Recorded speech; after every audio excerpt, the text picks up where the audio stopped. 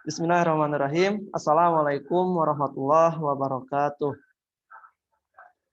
Alhamdulillahirabbil alamin wa bihi nasta'in wa ala umri dunya waddin wassalatu wassalamu ala asrofil anbiya'i wa mursalin amma ba'du. Yang terhormat kepada Bapak Dr. Insinyur Yogi Yogaswara MT selaku dosen pengampu mata kuliah rekayasa dan simulasi sistem logistik.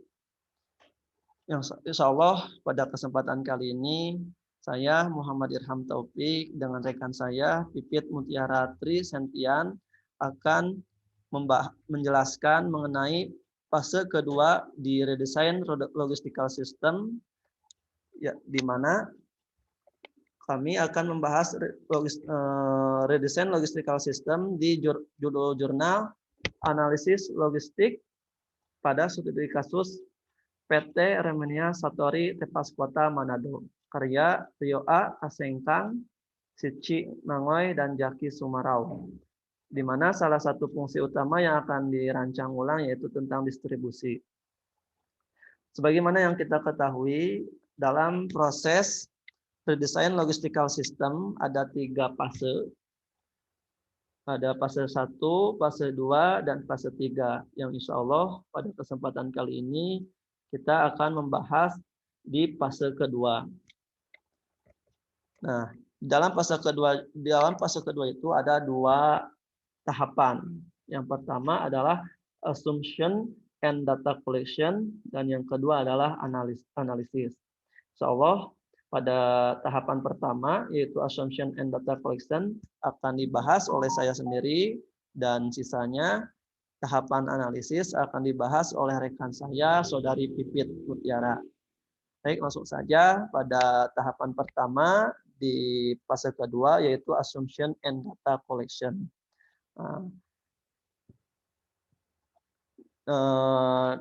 Di poin pertama kita definisikan dulu atau analisis dan berikan pendekatan tentang teknik yang akan teknik-teknik analisis itu sendiri, di mana di sini teknik yang digunakan yaitu adalah metode analisis deskriptif dan metode pengambilan sampel menggunakan snowball sampling, di mana untuk mengidentifikasi, memilih, dan mengambil sampel dalam suatu jaringan atau rantai hubungan yang menerus, perusahaan dideskripsikan mengenai bagaimana memperoleh bahan baku, memperoleh persediaan agar selalu disiapkan di gudang untuk memenuhi kebutuhan konsumen, dan bagaimana penyebaran logistik di perusahaan PT Remenia Satori Tepas.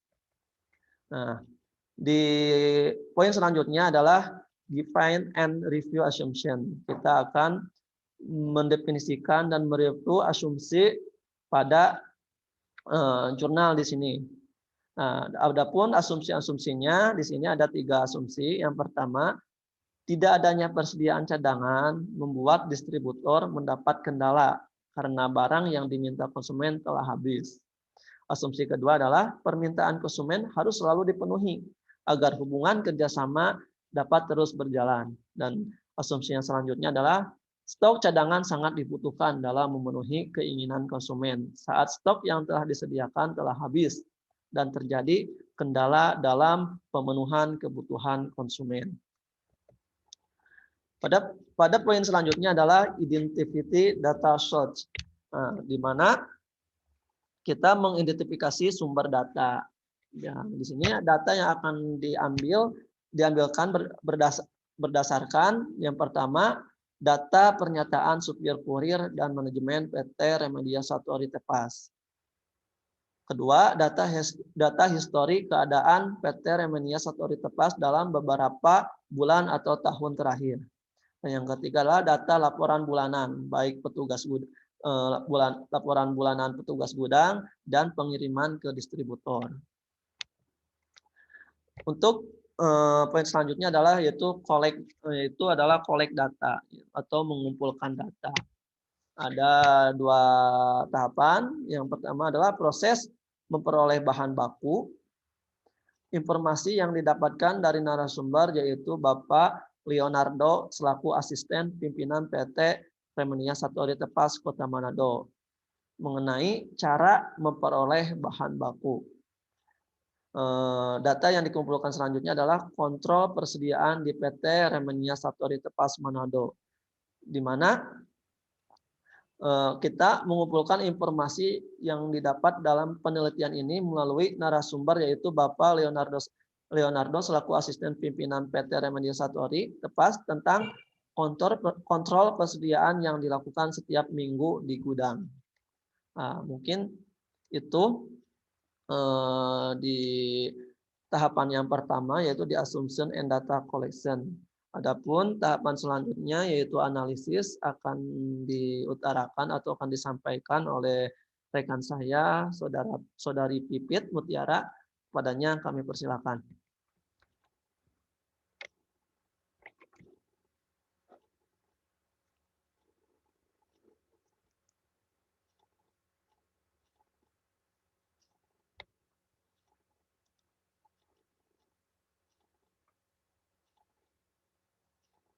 Silakan, Pit.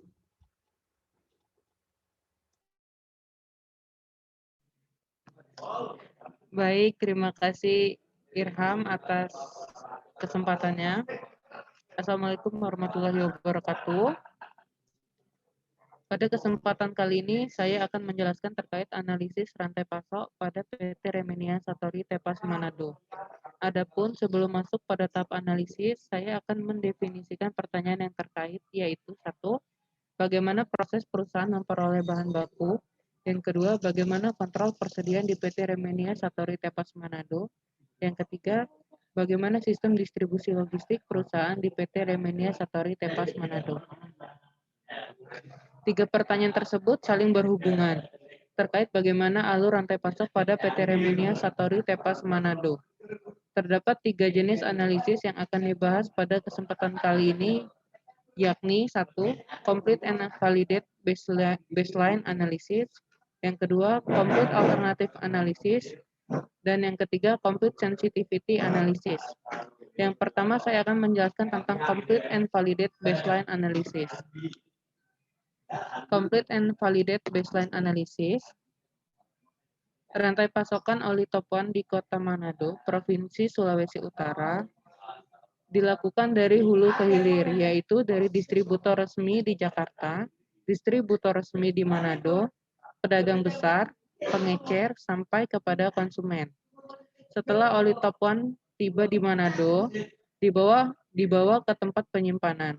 Setelah itu dijual kepada pedagang besar, kemudian dijual ke pedagang kecil dan dijual lagi ke pemilik bengkel atau pengecer.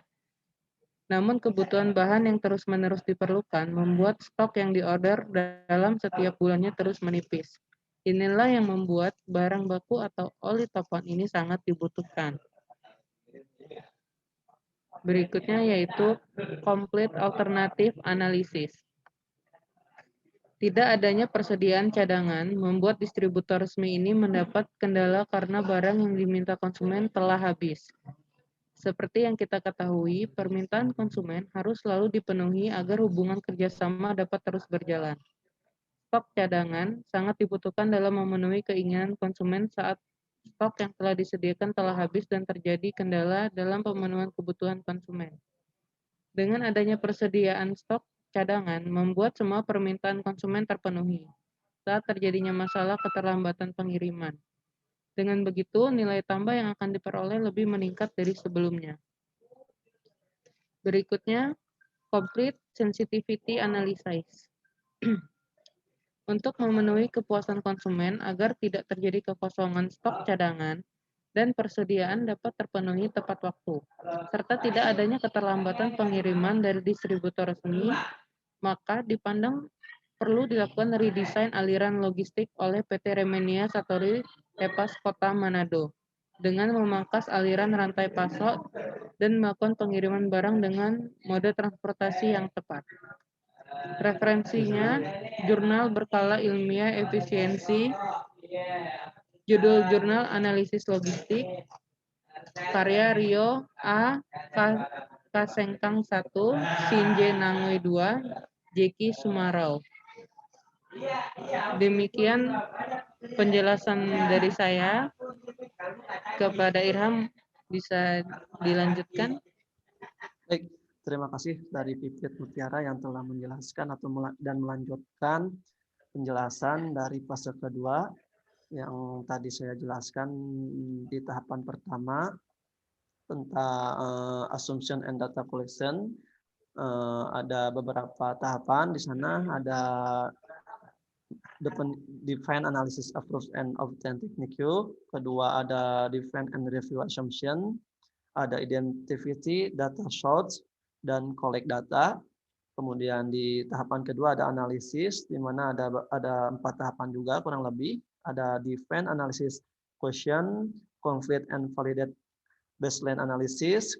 Ketiga adalah conflict alternative analysis, dan yang keempat conflict sensitivity analysis. Mungkin itu saja yang bisa kami sampaikan.